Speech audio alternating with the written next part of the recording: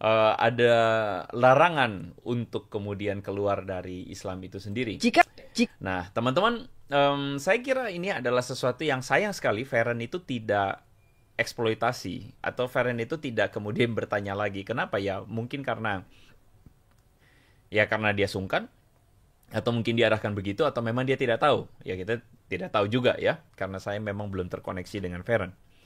Nah, cuman ketika Felix atau Ustadz Felix mengatakan kalau di luar Islam itu tidak dipaksa, kalau di dalam itu ada aturan, dan kemudian dia mengatakan, ya kalau keluar bakal dihukum, bagi saya ini adalah hal yang harusnya kemudian kita tanyakan ya, teman-teman ya. Hal yang harusnya kita pertanyakan. Jadi apa yang ingin saya katakan di sini, ketika Pak Ustadz Felix Xiao ini mengatakan tidak ada paksaan, dan dia jelaskan bahwa di luar dari agama Islam tidak ada paksaan ya. Oke, itu adalah sebuah statement yang baik ya. Tapi masalahnya adalah esensi dari yang namanya tidak ada paksaan itu kita pertanyakan. Karena apa? Karena tidak ada paksaan masuk ke dalam agama Islam, tetapi pada kenyataannya kalau udah masuk gak boleh keluar. Dan pada kenyataannya kalau udah masuk ada sebuah perintah yang mengatakan ada hukumannya. Nah, pada akhirnya menurut saya jawaban dari Ustadz Felix itu tidak memberikan jawaban tentang esensi dari kebebasan itu sendiri. Apakah ada kebebasan? Saya kira tidak ada tidak nyambung gitu ya argumennya. Assalamualaikum warahmatullahi wabarakatuh. Berjumpa lagi dengan Jadi RMC ya, channel mengedukasi dan menghibur. Kembali kita akan mereaksi pernyataan Andre Tungtung yang mulai memelintir dan juga mencoba untuk mencari-cari kesalahan Islam. Ini sekaligus membuktikan ya bahwa Andre Tungtung, Anda bukan sedang membela iman Anda. Anda bukan sedang berapologet. No. Anda sedang mencoba menyerang iman Islam. Ya, ini mungkin bentuk sakit hati karena banyaknya orang-orang yang memutuskan mualaf. Bentuk sakit hati karena selalu dipermalukan oleh Kodondi dan juga sering dipertanyakan oleh netizen. Jadi mulai kita lihat ya, Andre Tungtung kepanasan, nggak bisa hanya sekedar menjawab ataupun membahas imannya. Mulai bahas iman umat muslim. Jadi jelas ya bahwa Andre Tungtung ini pelan-pelan mulai jadi Polikardus. Sama seperti Pendeta Mel Atok. Jadi kalau kita kasih urutan nih teman-teman ya. Jadi kan orang lebih condong jadi Polikardus atau condong ke apologet. Dulunya Andre Tungtung dan Pendeta Mel Atok lebih condong apologet. Lebih condong ke arah pembelaan imannya. Tapi pelan-pelan sudah mulai lebih banyak membahas tentang Islam juga. Kan begitu. Jadi di sini saya menggunakan hak saya untuk menjawab tuduhan dari Andre Tungtung mengenai ketidakadilan Allah Subhanahu wa taala yang menciptakan neraka ya, dan juga kenapa memasukkan orang ke neraka yang kekal. Ini yang pertama mau kita jawab. Terus yang kedua, kita akan menjawab juga tentang orang yang murtad. Orang yang keluar dari Islam. Jadi menurut Andre Tungtung, Islam ini kacau. Bebas masuk, tapi tidak boleh keluar. Luar biasa framingnya, tuduhannya. Jadi dia mencoba menakut-nakuti orang yang mau mualaf. Orang seperti Feren ya, yang sebentar lagi kita lihat. Ini kan kakinya satu sudah melangkah ke pintu hidayah. Jadi coba ditakuti oleh Andre Tungtung supaya jangan masuk Islam. Supaya mereka ini jangan lagi mendekati pintu hidayah. Jadi memang konten-konten seperti ini selalu dibuat oleh Polikardus untuk menakut-nakuti orang. Sama seperti saya bilang. Ya. Banyak orang tua supaya anaknya tidak main ke gudang, supaya anaknya tidak keluyuran main keluar, dia selalu bilang, di luar sana itu ya, di taman sana ada hantu, ada perampok, ada penculik anak. Jangan ke sana, bahaya. Di dalam gudang ada hantu. Jangan masuk dalam gudang. Tujuannya supaya anak tersebut tidak ke sana. Menakut-nakuti mereka. Begitu juga dengan Andre Tungtung, menakut-nakuti orang-orang Kristen supaya jangan masuk Islam, karena banyak orang-orang yang sudah tertarik. Jadi cara satu-satunya supaya mereka batal itu adalah dengan membuat hal yang membuat mereka berpikir ulang untuk masuk. Karena kalau dibilang Islam salah, Islam jelek, ini orang-orang udah dapat hidayah nih.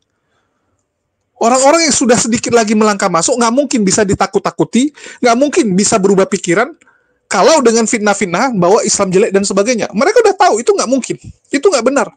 Ya, jadi kalau Andre Tungtung tetap ngotot bilang Islam salah, ya Islam itu keliru, ayatnya gini begitu. Orang-orang yang sudah mau mualaf itu nggak mungkin membatalkan, karena mereka udah belajar, mereka udah tahu bahwa itu hanya fitnahan belaka. Nah, dia ketemu, ya si Andre Tungtung nih ketemu satu cara yang baru, yaitu bilang oke, kalian mau masuk Islam silakan, tapi jangan lupa udah masuk nggak bisa keluar. Kalau kalian keluar, kalian akan dibunuh. Itu akan membuat orang-orang ini berpikir kan, oh iya juga ya, nanti kalau saya udah masuk Islam, kira-kira nggak cocok, saya mau keluar, nggak boleh.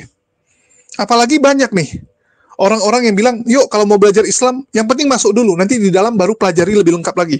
Yang penting kamu sudah tahu bahwa Allah yang benar, Tuhan yang benar hanya Allah. Jadi Andre Tungtung pintar, kalau saya bilang ya. Orang seperti Andre Tungtung ini memang jago dia dalam framing, jago dalam menstigma, ya, dalam membuat orang-orang supaya berpikir ulang nih. Oh janganlah masuk Islam, bahaya. Nanti udah masuk nggak bisa keluar. Kan mikir lagi gitu kan. Sama kayak orang mau menabung atau investasi. Investasi itu menguntungkan di sana. Tapi ditakut-takuti. Lu kalau masuk ke sana nggak bisa keluar. Uang lu nyangkut. Nyangkut nanti kamu di dalam. Kan orang nggak mau. Betul tidak? Jadi dituduh Islam tuh nggak ada kebebasan. Nggak ada kebebasan. Kamu udah masuk nggak bisa keluar. Bahaya. Mending jangan masuk sama sekali. Nah, ini upaya dari Andre Tungtung untuk menakut-nakuti orang, dan tentu saja ini harus kita jawab. Ya, harus kita jawab supaya teman-teman Kristen jangan keliru, jangan gagal paham, dan jangan mau dibodohi. Apalagi oleh orang seperti ini. Kita dengarkan dulu fitnahan dari Andre Tungtung. Ada larangan untuk kemudian keluar dari Islam itu sendiri. Nah, teman-teman, saya kira ini adalah sesuatu yang sayang sekali Feren itu tidak eksploitasi, atau Feren itu tidak kemudian bertanya lagi. Kenapa ya? Mungkin karena dia sungkan, atau mungkin diarahkan begitu, atau memang dia tidak tahu. Ya kita tidak tahu juga ya, karena saya memang belum terkoneksi dengan Feren. Nah cuman ketika Felix atau Ustadz Felix mengatakan kalau di luar Islam itu tidak dipaksa, kalau di dalam itu ada aturan, dan kemudian dia mengatakan, ya kalau keluar bakal dihukum, bagi saya ini adalah hal yang harusnya kemudian kita tanyakan ya, teman-teman ya. Hal yang harusnya kita pertanyakan. Nah, ada seorang kawan kita namanya Viro, yang kemudian bertanya ya, dia komen di dalam video tersebut, kalau mau keluar hukumannya apa Andre? Jangan nyebar fitnah gitu. Padahal Ustadz Felix yang ngomong kan, Ustadz Felix sendiri yang ngomong bahwa ada hukumannya gitu. Kalau keluar dari agama Islam yang katanya memberikan kebebasan, keluar gak boleh karena ada hukuman. Nah, Viro bilang hukumannya apa? Jangan nyebar fitnah. Saya tidak nyebar fitnah. Karena tertulis misalnya di dalam Sahih Bukhari ya 692, di situ dikatakan barang siapa mengganti agamanya, yaitu keluar tentu saja dari agama Islam, maka Anda baca sendiri ya. Maka ini saya sensor ya. Anda silakan baca sendiri. Jadi ini adalah konsekuensi yang sebagaimana tertulis atau termaktub di dalam Sahih Bukhari. Nah, kalau misalnya hukumannya seperti ini, saya pikir gini, mungkin ada di antara orang yang kemudian mengatakan, Dre, itu tidak diartikan begitu, atau mungkin ada yang berusaha untuk membela agamanya, ya, membela untuk mengatakan, oh Islam tidak begitu. Ini termaktub begini, dan saya tidak bermaksud untuk nambah-nambahin, tidak bermaksud untuk kurang-kurangin, saya nggak bermaksud mengubah apa-apa. Tapi ada pula yang kemudian dengan clear dan legal mengatakan begitu ya. Dan saya ambil pendapat dari ulama Islam sendiri, yaitu Ustadz Abdul Somad. Anda bisa mendengarkan dalam perkataan Ustadz Abdul Somad ini ya. Ustadz, apakah murtad kalau harus dibunuh? Ada 3 kelompok manusia yang halal darahnya. Halal darahnya artinya boleh dipancung tengkuknya. Yang pertama, dalam Islam orang yang membunuh itu hukum pancung. Yang kedua, sudah menikah tapi berzina, maaf cakap, itu ditanam sekerat badan, setengah lempar batu sampai mati. Yang ketiga, at-tariku lidini murtad. murtad. Orang murtad itu dipancung kepala. Orang murtad itu dipancung kepala. Orang murtad itu dipancung kepala. Hukum Islam. Tapi di tempat kita sekarang orang murtad ikut caleg malah menang. Jadi saya tidak menambah-nambahkan, saya hanya menaruhkannya demikian, begitu kan ya. Nah, jadi saya pikir, ini ada si Jarjit ya. Halo Jarjit ya. Jarjit, selamat bergabung ya. Saya tidak fitnah, jadi Anda silakan bantah apa yang dikatakan oleh Ustadz Abdul Somad. Yang suka fitnah itu adalah yang suka framing, ngomong sembarangan, menaruh foto saya, lalu kemudian ngomong apa yang tidak saya ngomong. Itu siapa yang lakukan? Anda yang lakukan, Jarjit. Saya berharap Anda itu malu dengan diri Anda sendiri. Bahwa Anda itu sedang ngomong sesuatu yang tidak saya ngomong.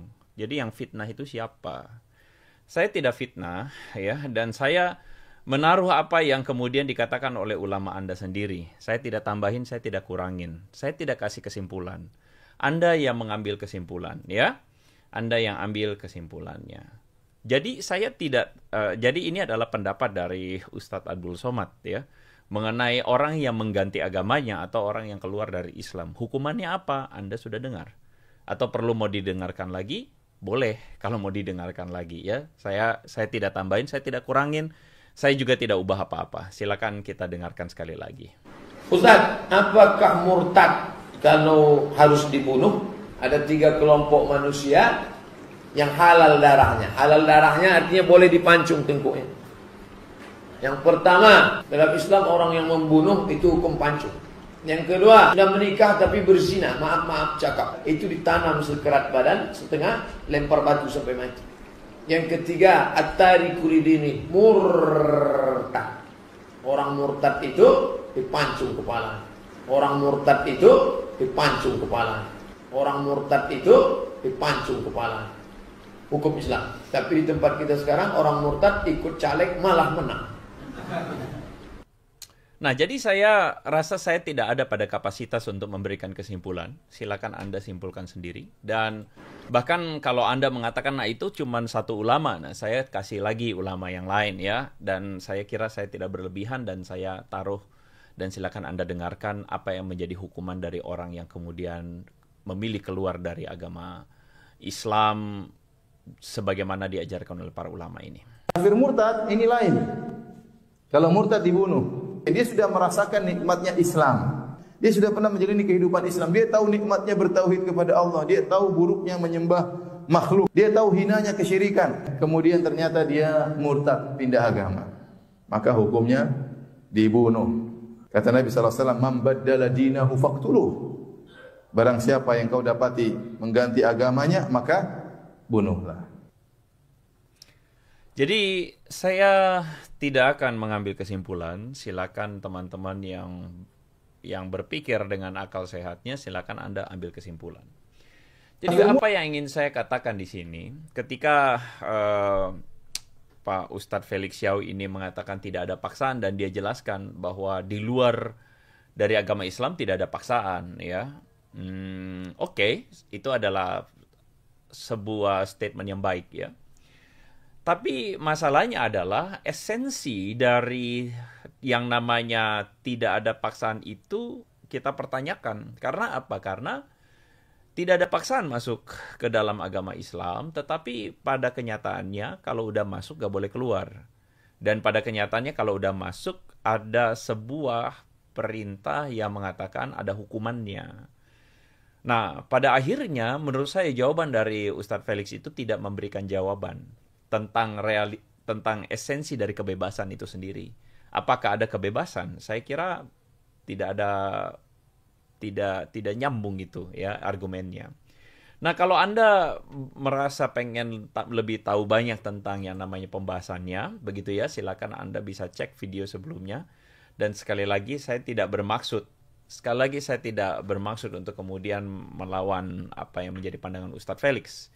Karena saya pikir saya punya cukup respect terhadap beliau, tapi saya merasa bahwa representasi sebagai seorang Kristen yang dimunculkan dalam diri seorang Feren itu, saya tidak memang mau berharap lebih dari seorang Feren karena ya dia adalah dia ya, dia dia memang bukan seorang yang sebenarnya ya memang yang itulah dia ya, kita nggak usah juga gimana-gimana begitu ya, karena memang itu entertainment. Tapi masalahnya adalah jika Kristen yang dimunculkan seperti ini, maka menurut saya ada sesuatu yang kayaknya nggak nyambung. Dan makanya kita sebagai orang Kristen, saya kira kita perlu untuk memberikan jawaban kepada orang-orang yang demikian.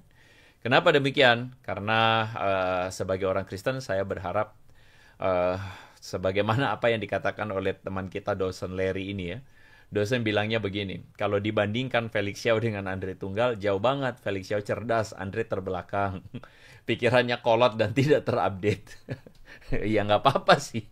Silakan Anda bilang saya terbelakang kek, silakan Anda bilang saya IQ jongkok kek, silakan Anda bilang saya misalnya, maaf ya, idiot kek, silakan. Tapi poin-poin pemikiran atau argumentasi yang saya berikan, silakan Anda jawab. Apakah Anda mampu untuk kemudian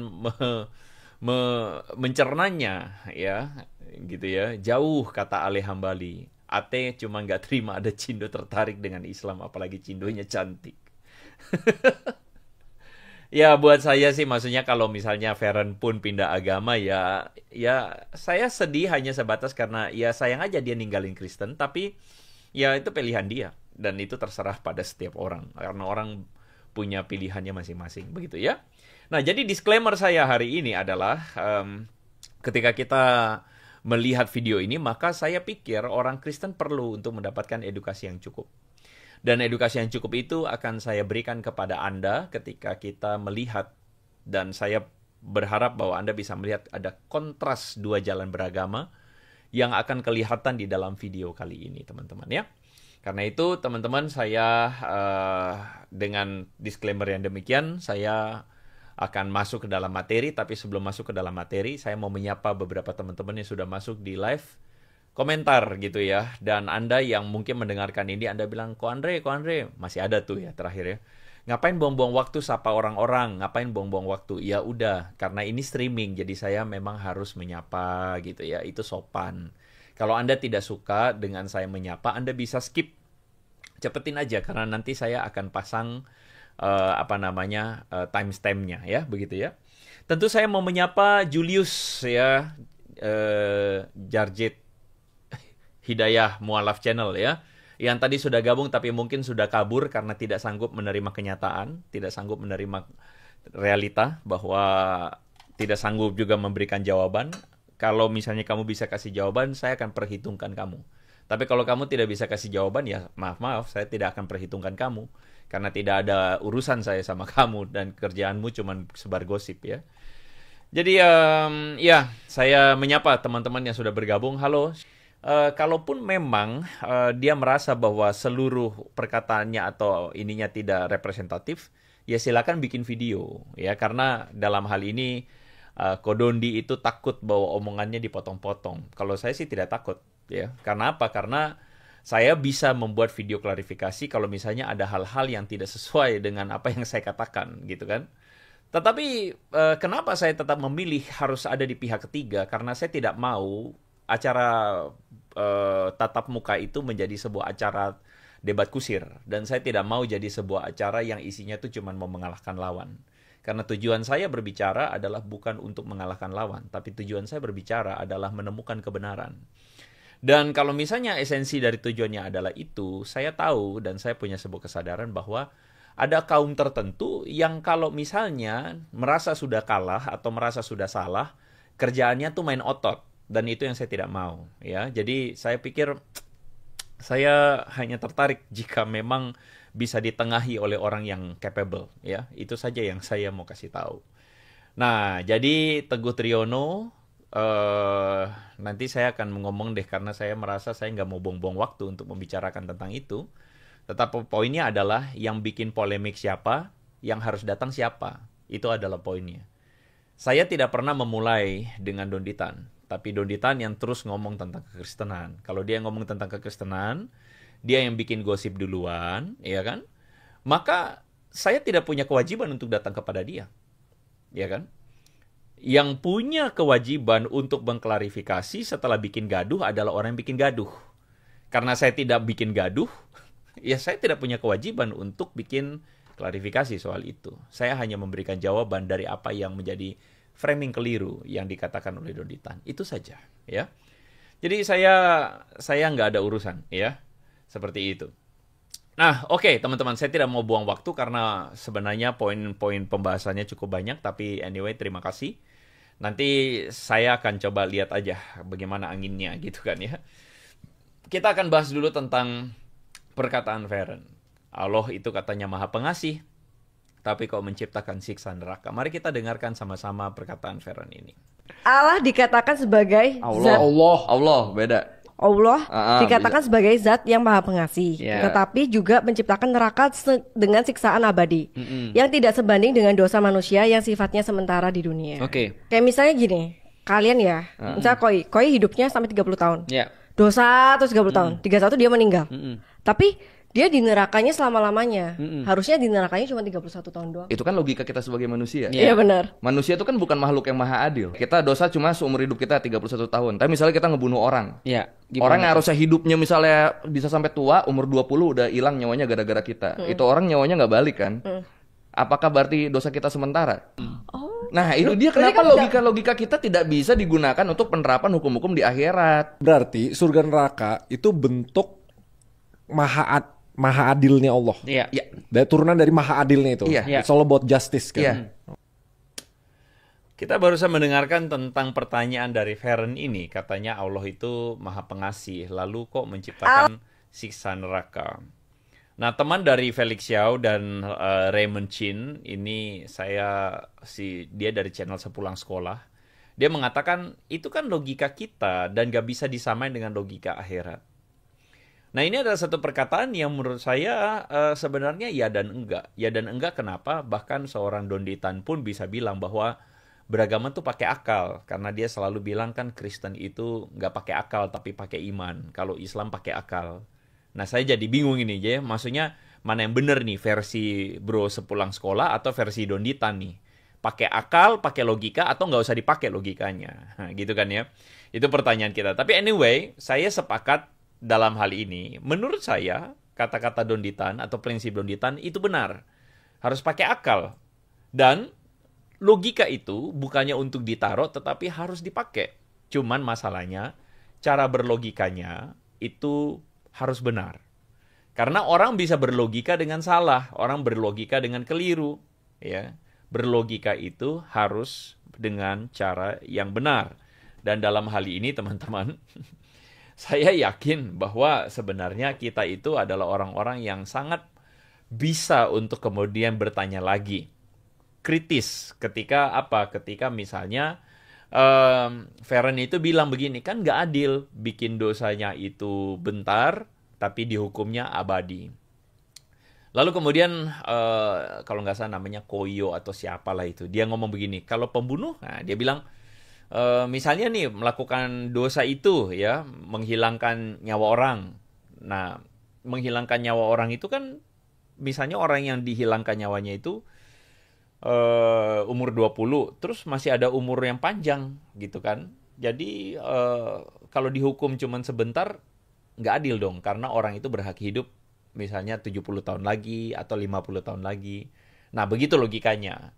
Nah, sebenarnya Feren harusnya bertanya lagi. Oke lah, itu kalau ngomong soal masalah menghilangkan orang punya hidup kan.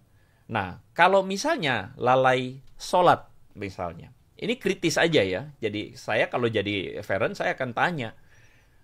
Kalau misalnya dosanya itu adalah lalai sholat, melakukan lalai dalam melakukan atau mengamalkan sholat, bagaimana? Masuk neraka itu adil atau tidak? Gitu kan? Itu dari perspektif kita.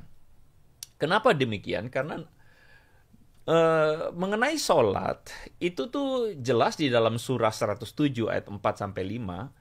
Di situ dikatakan celakalah orang-orang yang sholat, yaitu mereka yang lalai dari sholatnya. Nah, maksudnya adalah orang-orang yang lalai dari sholat itu celaka, ya. Itu dalam Quran.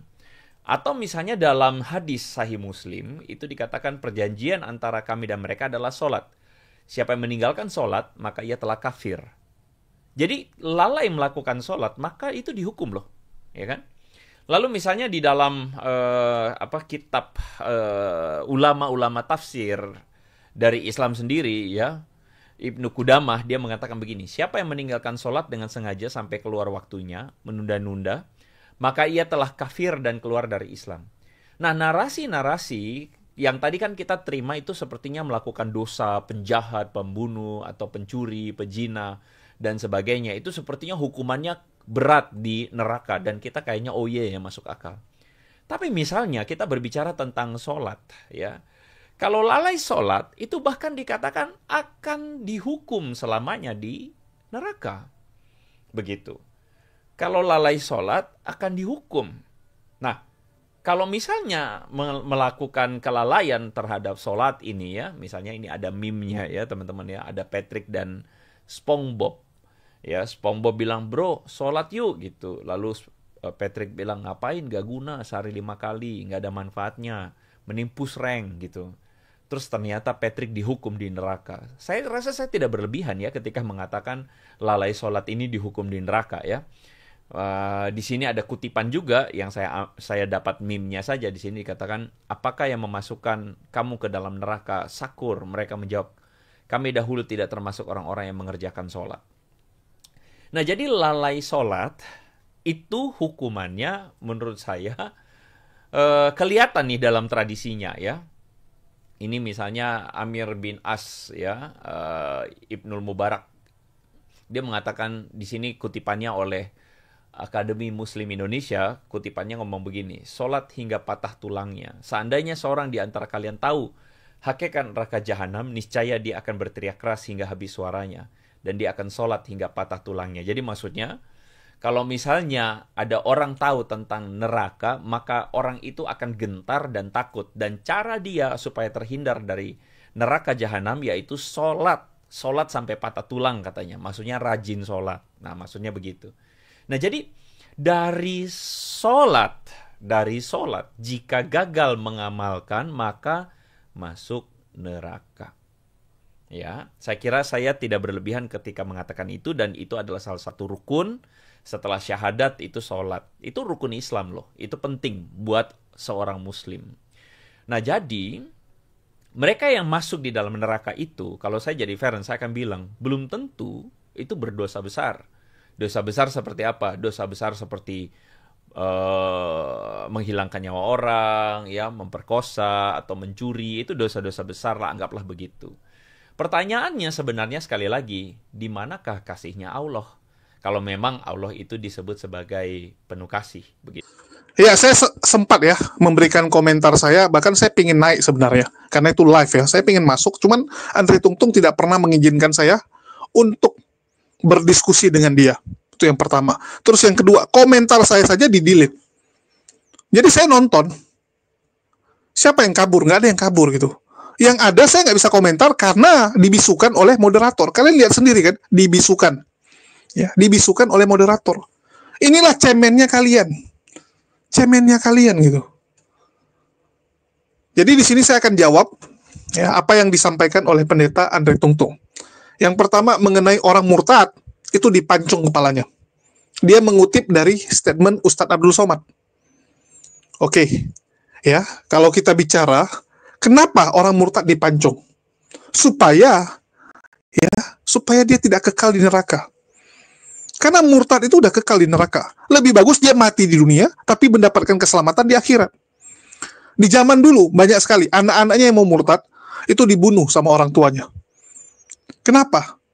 Daripada dia masuk neraka yang kekal. Lebih bagus meninggal sekarang. Toh, hanya masalah waktu. Betul tidak? Hanya masalah waktu kamu meninggal. Kamu dipancung meninggal sekarang. Tidak dipancung meninggal mungkin 20 tahun, 30 tahun lagi. Tapi yang berbeda apa? Di akhiratnya. Kamu murtad, kamu akan kekal di neraka. Betul tidak? Mungkin bagi sebagian orang bilang kejam, sadis. Tapi kamu harus lihat manfaatnya apa. Sama seperti orang tua yang tegas kepada anak-anak. Anak-anak disuruh belajar. Ya, disuruh les. Jadi waktu kecil misalnya contoh, kita dipaksa les matematika, kita dipaksa les bahasa Inggris. Waktu kecil kita bilang, wah kejam kali orang tua kita. Teman-teman kita dikasih main, dikasih bebas. Ya, kita disuruh les, disuruh belajar. Kita akan lihat bahwa orang tua kita kejam.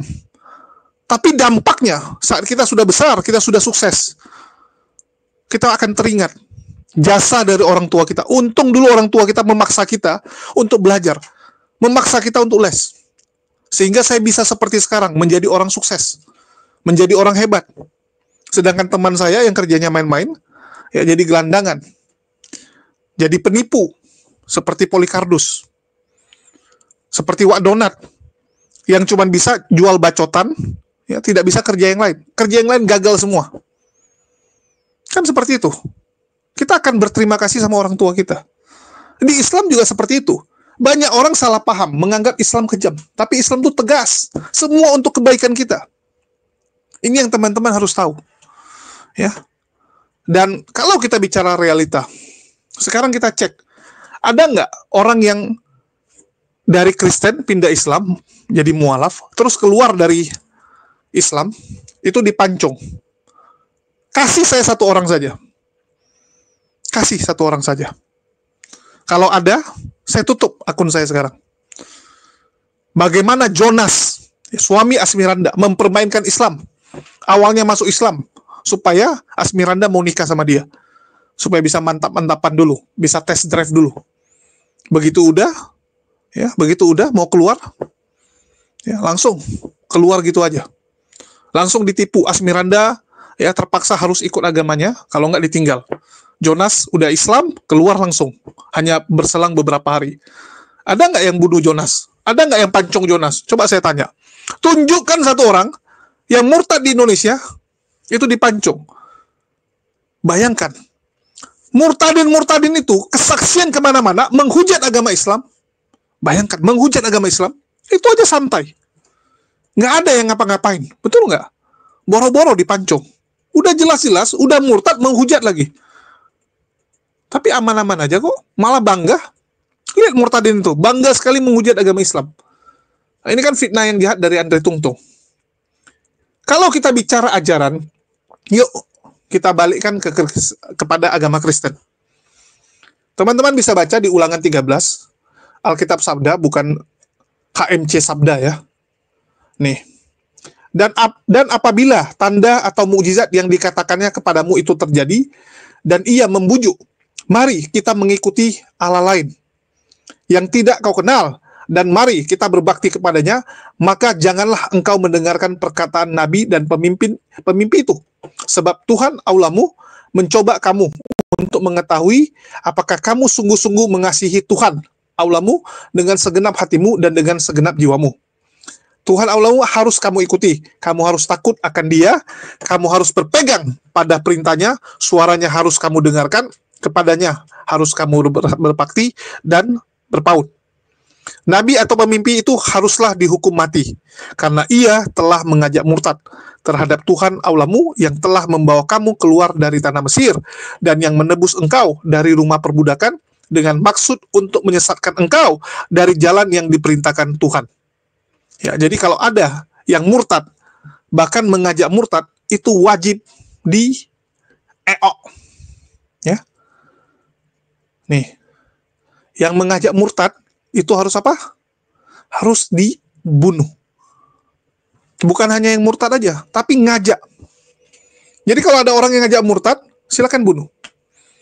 Ini menurut Ulangan 13. Ya. Silakan. Masalahnya kan orang Kristen ada lakuin nggak? Kan kita tahu teman-teman Kristen tuh banyak sekali yang tidak skip, tidak peduli dengan ayat-ayatnya. Dia skip ayat-ayat tersebut. Dilarang makan babi, mereka skip, mereka makan. Disuruh ini, ya. Oh, mereka bilang nggak perlu, mereka loncat, sudah batal. Kan gitu. Mereka sering sekali men-skip ajaran-ajaran yang ada di Bible. Mereka lompati, mereka tidak peduli. Dan banyak orang Kristen yang nggak tahu tentang ayat ini. Silakan dicek. Mereka tidak tahu perintah untuk membunuh orang yang murtad maupun mengajak murtad. Mereka nggak tahu. Ya. Tapi kita bicara fakta aja deh. Bagaimana orang-orang yang murtad itu dihajar habis-habisan. Nggak bilang, Allah kalian atau Tuhan kalian itu kejam. Allah Bapa itu kejam. Nggak bilang. Ya. Bahkan ada Marsion yang sekarang tidak lagi percaya dengan perjanjian lama dan mengatakan bahwa Bapa yang ada di perjanjian lama adalah setan. adalah setan. Mereka bilang itu Musa pengikut setan. Itu Marcion tuh, Kristen Marcion. Silakan dicek. Ya, kita ngomong realita aja, fakta aja. Karena mereka menganggap bahwa perjanjian lama itu sadis. Sedikit-dikit bunuh, nggak ada belas kasihan dan sebagainya. Aduh. Yang jadi problem adalah kalian ikuti nggak ajaran itu. Kalian pede nggak bilang. Kan selama ini kalian menutupinya dengan kasih. Nggak mungkin kalian sampaikan saat ibadah minggu. Berani nggak Andre Tunggal menjelaskan ayat ini di ibadah minggunya? Oh, kita harus memenggal orang yang ngajak kita murtad. Jadi kalau ada agama Hindu, Buddha, Islam yang mengajak jemaat Kristen, pancong dia. Kan gitu. Kalian kan nggak tahu. Ya. Inilah saya bilang, lawaknya kalian. Terus mengenai debat dengan Kodondi ya, dia bilang polemik ini kan dibuat oleh Kodondi. Kodondi yang membuat kegaduhan. Seharusnya Kodondi yang harus klarifikasi. Aduh, yang membuat gaduh tuh kalian. Ya, Polycarpus. Bukan Andre Tungtung mungkin. Mungkin dia bukan orang pertama, tapi Polycarpus yang lain. Ada yang namanya Tan Paragi. Ada yang namanya Wak Donat. Itu yang duluan. Kodondi hanya meluruskan. Kodondi hanya menjelaskan. Kalian harusnya bercermin loh. Kalian bilang Islam gini. Sedangkan di ajaran kalian juga seperti ini. Dikasih nampak. Kita menggunakan hak kita untuk membalikan. Merefleksikan kepada kalian. Terus kita lanjut ya. Di sini dia menampilkan video Feren ya, di mana menurut Feren ini aulanya kok seperti ini gitu. Aula katanya pengasih, tapi kok menciptakan siksa neraka yang abadi. Nah, ini yang seru teman-teman. Masalah siksa neraka. Ya. Andre bilang statement dari si Koi, yaitu yang punya ini ya, Sepulang Sekolah teman-teman. Dia punya channel YouTube Sepulang Sekolah, itu bagus. Ya, dia itu orang Thailand. Namanya Koi apa gitu ya. Memang agak susah namanya karena orang Thailand. Pokoknya ada pom-pom-pomnya gitulah. Koi perapap gitu. Tapi dipanggil Koi. Ya, jadi si Koi ini mengatakan nggak bisa pakai logika kita untuk menjelaskan neraka. Ya, nggak bisa. Logika kita dipakai untuk menyamain logika akhirat. Terus dibenturkan sama Andre Tungtung dengan Kodondi yang mengatakan harus pakai akal. Harus pakai akal. Sekarang yang jadi pertanyaan, di mana si Koi mengatakan bahwa nggak perlu pakai logika? Halo? Dia cuma bilang ini nggak satu frekuensi nih. Logika manusia dengan logika nanti di akhirat. Ya, standarnya nggak sama. Betul nggak? Jangankan antara dunia dan akhirat. Logika orang Indonesia sama logika di Amerika itu beda. Sesuatu yang bagi orang Amerika itu biasa saja, bagi Indonesia itu tabu. Tabu, banyak hal. Ya, kalian lihat pemain sepak bola, cetak gol ditepuk-tepuk kepalanya. Di Indonesia kamu tepuk lah, kalau nggak berantem. Di luar, panggil nama hal yang biasa. Kamu panggil lah di Asia, kalau nggak dibilang tidak ada tata krama. Nggak ada sopan santun. Kan beda. Kalau dibilang, loh kok bisa beda? Ya itu. Standarnya beda. Standarnya beda. Jadi, kita harus nyamakan dulu frekuensinya. Menurut Andre Tungtung, ini nggak adil. Nggak adil gitu kan. Oke lah, kalau membunuh, itu hukumannya neraka. Kalau penjahat, hukumannya neraka. Dia setuju untuk hal itu. Tapi dia pingin mempertanyakan bagaimana ya kalau orang meninggalkan sholat itu kenapa dihukum neraka. Nah, ini yang seru.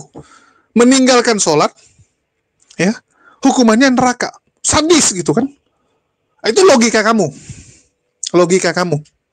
dan logika kamu tidak sesuai dengan logika di kekristenan juga.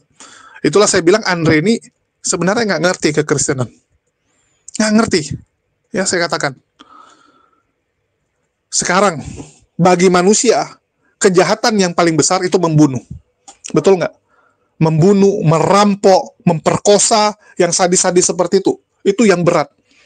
Kalau cuma curi kerupuk, hukuman kecil. Atau kejahatan kecil kita anggap. Kan gitu. Ya, kalau cuma curi-curi yang kecil, kecil lah dia. Menurut standar kita. Itu menurut standar manusia. Tapi menurut standar Tuhan, kejahatan terbesar adalah mensekutukan Allah. Standar Tuhan, ya, kalian boleh cek, mau itu di Islam, Yahudi maupun Kristen sebenarnya sama. Menurut Tuhan, hukuman paling berat, ya, kejahatan yang paling berat itu adalah saat manusia mensekutukan Allah. Saat manusia lupa siapa penciptanya. Saat manusia berani membantah perintah penciptanya. Itu paling berat. Silakan dicek. Bagaimana suku Amalek, orang-orang Amalek, orang-orang musuh-musuh dari Israel, orang-orang yang menyembah kepada berhala, orang-orang yang tidak menyembah kepada Elohim saat itu. Apa yang dilakukan? Tumpaslah semua. Bayangkan. Nggak dibalikkan kepada si Andre Tungtung. Apa salah orang Amalek? Hanya karena dia tidak menyembah kepada Allah, tidak menyembah kepada Elohim, mereka ditumpas. Bahkan yang ditumpas itu sampai anak-anak, orang tua, tanaman, hewan, dan sebagainya. Anak kecil apa salahnya? Betul nggak? Dia aja nggak tahu tentang agama. Bayi, baru umur 5 bulan, baru umur 2 bulan, ngomong aja nggak bisa. Ngerti apapun nggak bisa. Dia apakah menyembah kepada Tuhan yang lain? Coba saya tanya. Bayi-bayi orang Amalek menyembah nggak kepada Tuhan yang lain selain Elohim? Belum. Tapi diapain? Plak. Ditumpas. Kenapa? Orang tuanya melakukan perbuatan dosa yang sangat besar. Dan pasti anak tersebut akan disuruh ikut agama orang tuanya yang sesat. Betul nggak? Kalian boleh cek. Yahudi, Islam, Kristen sepakat. Kejahatan yang paling besar yang dilakukan manusia adalah membantah perintah Tuhan. Menyembah kepada Tuhan yang lain. Tapi bagi Andre Tungtung dan kroco-kroconya, mereka menganggap bahwa menyembah Tuhan yang salah itu bukan dosa besar. Itu standar kita. Masalah standar kita benar nggak? Benar nggak standar itu? Ternyata kan salah. Fakta di Bible, kalau ada orang berani menyeleweng, mampus teman-teman. Orang Yahudi saja, bangsa pilihan saat itu, gara-gara berani mensekutukan Allah, berani menyembah anak kerbau, ya, anak sapi betina, apa yang terjadi? Nggak bisa masuk tanah Kanaan 40 tahun supaya satu generasi itu mati semua. Jadi generasi yang keluar dari Mesir tidak pernah menyentuhkan kakinya ke Kanaan. Nggak pernah. Anak mereka yang lahir di perjalanan, ya, anak-anak mereka yang lahir di perjalanan yang bisa masuk ke tanah perjanjian. Dan masih banyak lagi hukuman-hukuman yang ngeri, teman-teman. Hanya karena apa? Mensekutukan Allah. Dan kita balikkan kepada orang Kristen. Bukankah kalian juga percaya? Orang yang di luar Kristen, orang yang tidak percaya Yesus sebagai juru selamat, binasa, masuk neraka. Betul nggak? Orang Kristen juga percaya. Yang di luar Yesus, itu semua akan masuk neraka. Jadi apa bedanya? Ya. Itulah saya bilang kamu cacat. Cacat berpikir mengenai perbuatan jahat. Jangan gunakan standar manusia. Jangan. Ya, standar manusia untuk hukuman di dunia. Hukuman di dunia, bukan hukuman di akhirat. Hukuman di akhirat yang paling berat adalah mensekutukan Allah. Ya. Ini teman-teman harus tahu, dan saya berharap agak pintar dikit lah buat pendeta Andre Tungtung. Anda saja nggak bisa membedakan akal nggak akal. Terus kalau dibilang, kenapa sholat? Ya, meninggalkan sholat hukumannya neraka. Nah, ini yang seru, kan gitu. Dia bilang, wah ini kan cuma nggak sholat gitu, melalaikan sholat. Anda ngerti nggak arti melalaikan sholat? Dia kasih ilustrasi SpongeBob dan Patrick kan. Ya, mungkin saya putarkan lagi ya, saya kasih lihat. Nah, jadi dia pakai gambar ini yang isinya adalah perintah ataupun himbauan jangan pernah tinggalkan sholat. Jadi Patrick dihukum masuk neraka selamanya hanya karena nggak sholat. Kenapa gitu? Menurut Andre Tungtung ini kan kejahatan ringan. Menurut kamu. Padahal sudah dikatakan orang yang tidak sholat itu sama dengan kafir. Artinya Patrick di neraka barengan orang kafir. Fondasi dari Islam adalah sholat. Ya, itu paling penting. Paling penting dalam Islam itu adalah sholat. Baru yang lain fondasi berikutnya. Fondasi paling awal. Ngerti kan? Kita mengenal yang namanya rukun Islam. Ya, apa aja rukun Islam? Yang pertama bersyahadat. Oke, semua orang Islam pasti bersyahadat. Terus yang kedua, mendirikan sholat. Itu fondasi yang paling penting berikutnya. Baru zakat dan puasa serta haji ya. Tapi yang paling penting apa? Sholat. Kalau nggak ada sholat, selesai itu semua teman-teman. Ya. Kalau kamu nggak sholat, yang lain selesai. Karena itu di atasnya. Di atasnya. Sedangkan yang di bawahnya yang jadi fondasi itu adalah sholat. Tanpa sholat, selesai semua. Selesai semua. Artinya kalau kamu nggak sholat, ya kamu kafir. Kalau kamu kafir, kamu masuk neraka. Fair. Betul nggak? Jadi orang bukan, harusnya dia nggak kekal dong, kan dia Islam. Karena KTP-nya Islam. Sejak kapan patokan ya seseorang itu adalah Islam atau tidak dari KTP? Coba saya tanya. Kalau kalian mungkin seperti itu, ya silakan kalau Kristen mau seperti itu. Tapi di Islam nggak bisa gitu. Jadi kalau orang yang meninggalkan sholat, dia ikut sama orang-orang kafir. Itu rombongannya kafir, bukan Islam. Dia nggak bisa mengaku dirinya Islam waktu di akhirat. Di dunia dia bisa ngaku. Orang bisa aja ngaku Islam di dunia. Ya, kasih nampak KTP. KC sampai sekarang KTP-nya Islam. Masih banyak murtadin juga mungkin KTP-nya masih Islam. Apakah dia Islam? Apakah Kumaila Islam? Coba saya tanya kalian. Kumaila Islam nggak? Itulah saya bilang, jangan kalian berpikir, meninggalkan sholat aja. Enggak, meninggalkan sholat udah sama dengan kafir kok. Kafir tempatnya neraka. Sesimpel itu. Karena itu fondasi kita. Ya. Bagaimana mungkin seseorang dikatakan Islam kalau dia nggak sholat? Bagaimana mungkin? Itu yang harusnya dipertanyakan. Betul tidak? Sama kayak orang di sebelah atau di Kristen. Bagaimana mungkin seseorang disebut Kristen kalau dia tidak percaya Yesus mati untuk menebus dosa dia? Itulah kenapa Denny Sumargo itu disebut sebagai udah keluar dari kekristenan. Bahkan yang percaya bahwa Yesus adalah Allah Bapa, bukan Trinitas, itu udah disebut keluar dari Kristen juga. Udah dibid'ah-bid'ahkan, disesat-sesatkan juga. Sama kan? Jadi yang membuat kita tuh bertaut kepada Tuhan kita adalah perbuatan kita. Perbuatan kita. Iman kita harus ditunjukkan dengan perbuatan, bukan hanya sekedar iman. Harus ada perbuatan. Karena perbuatan itulah yang membuktikan imanmu. Sama kayak kita bilang, kita cinta dengan seseorang. Tapi kita tidak tunjukkan. Kamu bilang kamu cinta dengan istrimu, tapi istrimu kamu pukulin. Apa itu cinta? Coba saya tanya. Bullshit kan pasti orang bilang. Mana ada dia cinta sama istrinya? Istrinya dia pukulin. Padahal dia bilang cinta. Bagaimana mungkin kamu bilang kamu Islam, tapi kamu nggak sholat? Oke, sesimpel itu. Jadi buat Andre Tungtung, ya kalau mau bahas Islam, belajar yang betul. Kalau cuma bisa framing-framing, buat fitnahan, aduh, kecil sekali gitu. Ya, mohon maaf, kecil sekali. Anda seperti katak dalam tempurung. Yang pertama, Anda nggak berani diskusi. Terus yang kedua, Anda cuma mutar-mutar dan cuma bisa mengais-ngais yang beginian. Memalukan. Inilah orang yang mungkin karena kurang dalam diskusi cuma tahu internal doang. Ya beginilah kualitasnya. Memalukan. Mungkin itu aja yang bisa saya sampaikan di sini. Makasih nih buat teman-teman semua yang udah nyimak dan mendukung channel ini. Makasih buat semuanya. Di akhir kata saya ucapkan wassalamualaikum warahmatullahi wabarakatuh. Sampai jumpa di konten-konten kita berikutnya.